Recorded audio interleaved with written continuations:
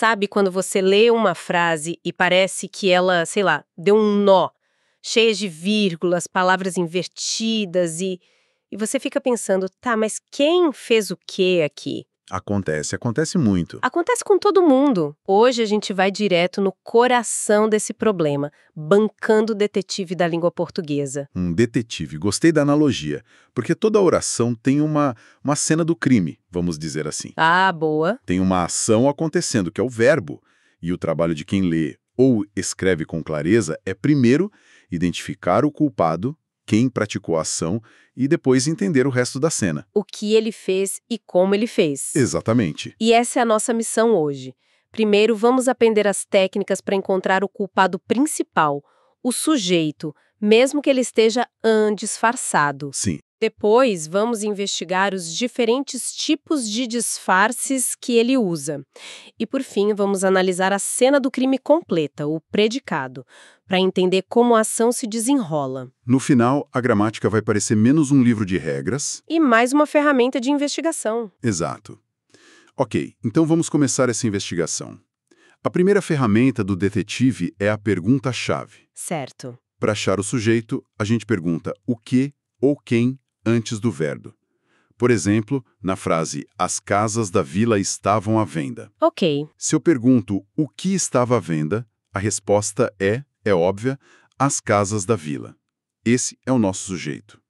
Parece simples, né? Parece simples, mas é aí que a primeira armadilha aparece.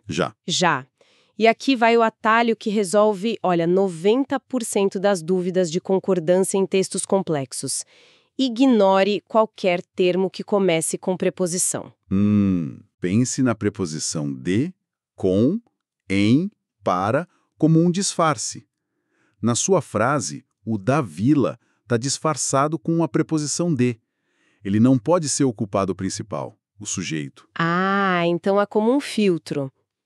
Ao procurar o chefe da oração, a gente já elimina todos os candidatos que estão, fantasiados com uma preposição. Isso. Dos meus amigos, pra mim, na reunião. Nada disso pode ser o sujeito. Isso já limpa muito o campo de visão. Exatamente. O núcleo, a palavra mais importante do sujeito, é sempre um substantivo limpo, sem preposição. Por isso, em As Casas da Vila, quem manda no verbo estavam é casas, no plural. Certo. O sujeito nunca é preposicionado. Essa regra é o nosso canivete suíço. Certo, mas e quando os criminosos são mais espertos e mudam a cena de lugar? Falo da inversão. Ah, inversão. Informe da nossa fonte. Agradou-me, desde ontem pela manhã, o fato de ter uma pessoa amiga ao meu lado. Meu cérebro quer dizer que me é o sujeito, porque a frase começa assim. Por que isso está errado? Me ajuda a desmontar essa lógica. Essa é a confusão mais comum que existe.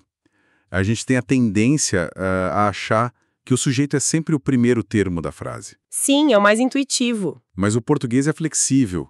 A inversão é um recurso de estilo, para dar ênfase. A sua ferramenta de detetive, a pergunta continua funcionando? Ok. Pergunte, o que me agradou? A resposta não é me. A resposta é o fato de ter uma pessoa amiga ao meu lado. Uau! Então é só colocar na ordem direta o fato de ter uma pessoa amiga. Agradou-me? Pronto. O sujeito se revelou. Ok, então a gente já tem a nossa principal ferramenta para achar o sujeito. A pergunta, quem ou o que. Mas às vezes o culpado é mestre em disfarces. Com certeza. Ele pode ser óbvio, pode estar escondido, ou pode até nem existir. Vamos dar uma olhada nesses diferentes rostos que ele pode assumir? Vamos lá. Os casos óbvios a gente passa rápido. Se eu digo, alguém escondeu minha bolsa, temos um culpado claro. Um núcleo. Sujeito simples. Um só. Se digo, minha chave e minha bolsa foram roubadas, temos dois culpados, dois núcleos. Sujeito composto. Fácil. O interessante começa quando o sujeito não está na frase. É o famoso sujeito oculto, certo? Como em não consigo deixar as responsabilidades de lado. Isso. Não tem o eu escrito ali, mas o verbo consigo grita que o sujeito sou eu. Perfeito. O próprio verbo entrega o culpado. É como uma impressão digital. Mas e quando a gente não sabe quem é o culpado ou não quer contar? Aí temos o sujeito indeterminado. A língua nos dá 3 pistas para isso. A primeira é jogar o verbo para a terceira pessoa do plural. Criticaram o novo projeto. Quem criticou? Eles. Quem são eles? Não sabemos. O sujeito existe, mas é uma incógnita. Entendi. E as outras 2 pistas? A segunda é usar o verbo com a partícula se, como em vive-se bem aqui. Quem vive bem? As pessoas, em geral. É uma forma de generalizar. Certo. E a terceira é usar o verbo no infinitivo, como em é necessário trabalhar mais. Quem precisa trabalhar? Todo mundo, ninguém específico. São mecanismos para deixar a autoria da ação em aberto. E isso nos leva ao caso mais estranho de todos. Quando simplesmente não há um culpado. A oração sem sujeito. Como assim uma ação acontece sem ninguém para praticá-la? Pense em fenômenos da natureza. Choveu muito ontem. Quem praticou a ação de chover? Ninguém. Ninguém. A ação simplesmente acontece. O mesmo vale para verbos que marcam um tempo, como faz 2 meses que não o vejo. Mas o campeão de pegadinhas é o verbo haver, no sentido de existir. Ah, esse verbo. O terror dos concursos. Totalmente. Eu lembro de ver uma placa uma vez que dizia: vendem-se casas, devem haver outras no bairro. Ai. O vendem-se tá certo, mas o devem haver me deu um arrepio. O verbo haver, nesse sentido de existir, ele é teimoso. Ele não vai pro plural nunca. Nunca mesmo. E pior, ele contamina o verbo auxiliar. O correto é sempre havia poucas pessoas e deve haver lanches. Faz sentido. Se a oração não tem sujeito, o verbo não tem com quem concordar, então ele fica travado no singular. Certo, desvendamos os mistérios do sujeito. Agora vamos pro resto da cena do crime. O predicado. A outra metade. A definição é fácil. É tudo que não é o sujeito. Mas o que realmente importa aqui é entender a natureza da ação, ou seja, a transitividade do verbo. É isso. É exatamente isso. A transitividade responde à pergunta: esse verbo se basta ou ele precisa de um cúmplice, um complemento? Certo. No fundo, existem 2 tipos de verbo. Os que mostram alguém fazendo alguma coisa, correr, comprar, pensar, e os que mostram alguém sendo ou estando de algum jeito. Ser, estar, parecer. Isso. Os gramáticos chamam os primeiros de nocionais e os segundos de verbos de ligação. Ok, fazer versus ser. Gostei. Vamos começar pelos verbos de ser, os de ligação. João é alegre. O verbo é não mostra uma ação, só liga o João à característica alegre. Exato. Agora, os verbos de fazer, os de ação, são mais sociáveis. Pense neles como pessoas numa festa. Ok. O verbo intransitivo é o introvertido, que fica bem sozinho no canto. O outono chegou. A informação está completa. Ele não precisa de mais ninguém. Faz sentido. E os outros? Os outros são os extrovertidos, os verbos transitivos. Eles precisam conversar com alguém, um complemento. Se ele se conecta a esse complemento diretamente, sem cerimônia, como em falei a verdade, ele é transitivo direto. E o complemento é o objeto direto. Isso. Mas se ele for mais formal e precisar de uma apresentação, uma preposição para se conectar, como em gosto de música, não dá para dizer gosto música. Perfeito. Aí ele é transitivo indireto e o complemento é o objeto indireto. A preposição é o conector obrigatório. Entendi. E ainda tem o mais sociável de todos, o que precisa de 2 parceiros na conversa, um direto e um indireto. É o transitivo direto e indireto. Como em comuniquei o ocorrido, sem preposição, aos pais, com preposição. Certo. Mas aí vem a grande questão que a fonte levanta. Um mesmo verbo pode mudar de personalidade dependendo da festa, quer dizer, do contexto, certo? O contexto é tudo. Essa é a lição mais importante aqui. Pegue o verbo escrever. Certo. Ela escreve bem, ele é intransitivo. O foco está no modo como ela escreve.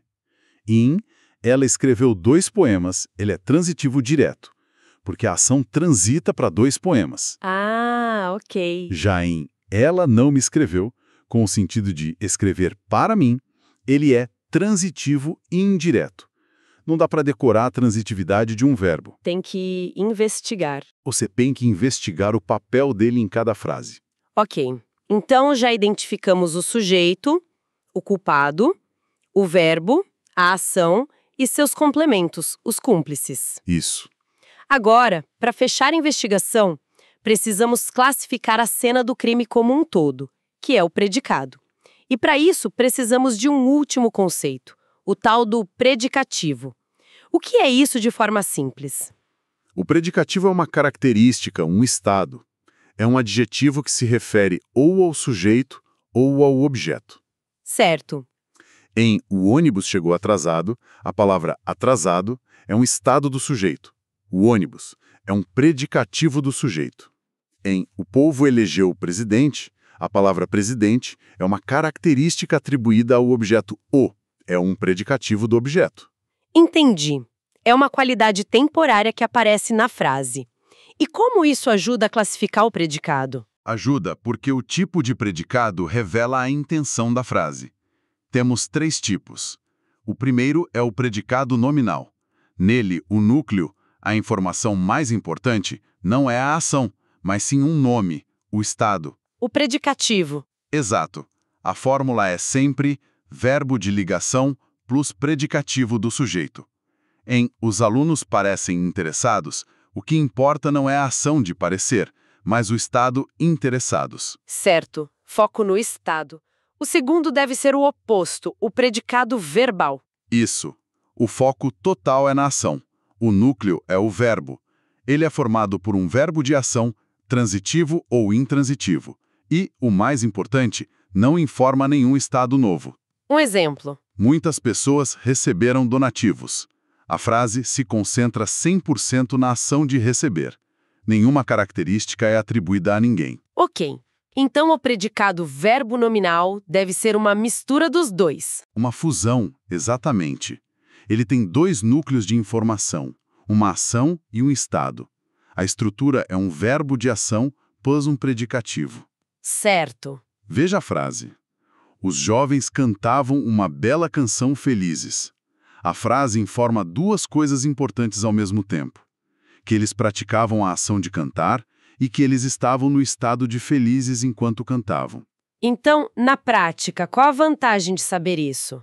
Por que importa se um predicado é verbal ou verbo nominal? Eficiência. Em vez de escrever 2 frases, os jovens cantavam uma canção, eles estavam felizes, você junta tudo em uma só, mais elegante e dinâmica. Os jovens cantavam felizes. Dominar isso deixa a escrita mais enxuta e sofisticada. É um recurso poderoso. Que jornada, recapitulando nossa investigação.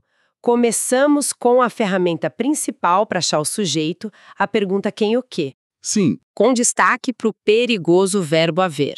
Depois analisamos a ação em si, a transitividade do verbo, entendendo que o contexto é quem manda. Com certeza. E, por fim, juntamos tudo para classificar o predicado, percebendo que essa classificação revela se a intenção da frase é focar na ação, no estado ou em ambos. No fundo, a análise sintática é isso: entender a lógica de como as peças da linguagem se conectam para criar sentido. Para deixar um último quebra-cabeça, a fonte traz o exemplo do verbo reparar. Ótimo exemplo. Em "ninguém reparou nos seus modos", ele significa perceber e pede a preposição em. Mas em "o pedreiro reparou o muro", ele significa consertar e não pede preposição. A estrutura muda o sentido completamente. Totalmente. E a provocação final para quem nos ouve é: que outro verbo do dia a dia também tem essa capacidade de se transformar completamente, mudando sua estrutura e seu significado só por causa do contexto. Pensar nisso nos tira do modo automático e mostra que a gramática não é um conjunto de regras mortas, mas um sistema vivo e dinâmico que a gente usa o tempo todo.